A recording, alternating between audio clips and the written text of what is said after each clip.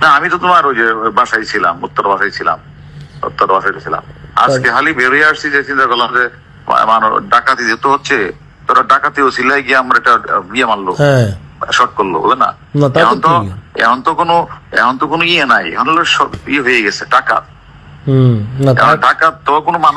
আমার এখানে আল্লাহর রহমতে সব আছে, আমি দেশে যাবো কেন?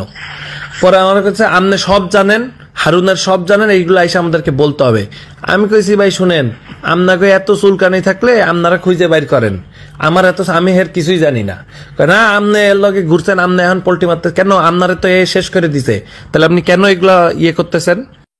এই যে 5 জন সমন্বয়ক আমি আমার কাছে গেছিলাম, এদিকে আমি নিছি ভাই, কিন্তু একটা কথা কই, সবাই বলতেছে যে এটা আমনি আজকে দেশের পরিস্থিতির জন্য আমনি দেয়, এটা জানেন?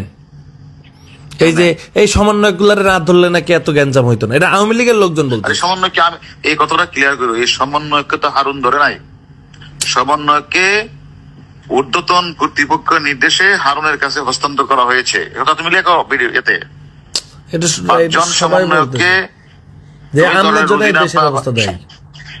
হ্যাঁ, আমি কি করলাম? ওই যে আমনার জন্য এই দেশে আজকে সমন্বয়কে, এই যে আমি না ধরলে এগুলা করতো না, তাই বলতেছে। আরে গাদা, এই সমন্বয়কে তো আমি ধরার সমন্বয়কে আমি ধরলাম, ধরার পরে কি এনে কমিশনার, আইজি, সচিব, প্রধানমন্ত্রী ছিল না? তা তো ছিল, সবাই তো জানতো না? জানতো তো অবশ্যই। তাহলে এই কথাটা আমাকে বলতেছো কেন?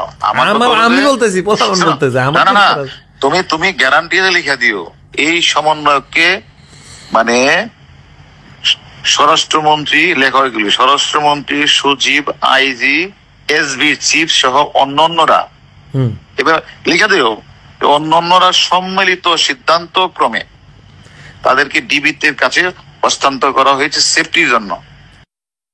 শোনো, আমি হারুন যদি একবার চট দিতাম তো ডিবির হারুন আমাদেরকে পিটাইছে।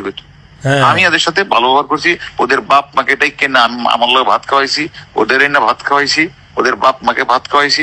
অর্থাৎ মানুষ আশ্বস্ত হওয়ার জন্য, দেখো ডিবির হারুন কত ভালো বিহেভ করতেছে, এটার জন্য, আর কিছু না।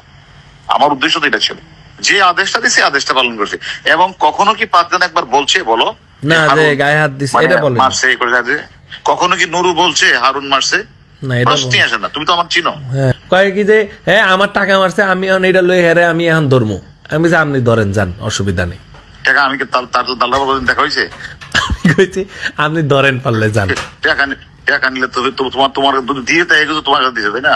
আমার বালের লোক দেখা হয়েছে, আমার আল্লাহ বেটা আমার কাছে দিছে, আমি তো নিয়ে আপনার দিছি।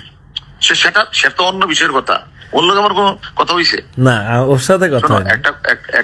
একটা কথা মনে রাখো, আমি তো বাংলাদেশি আছি, তাই না? সেদিন গোলাম মোল্লা রনি বলছে না যে হারুনের বাপের ক্ষমতা আছে এই 5টা ছেলেকে নিয়ে আসা। তোমার প্রতি আমার বিনীত অনুরোধ, তুমি তো অনেক জায়গায় কথা বলো, যে কথাগুলি হইলে এগুলি বললো, একটু পয়েন্ট দিও, পারলে। ঠিক আছে? আচ্ছা ভাই।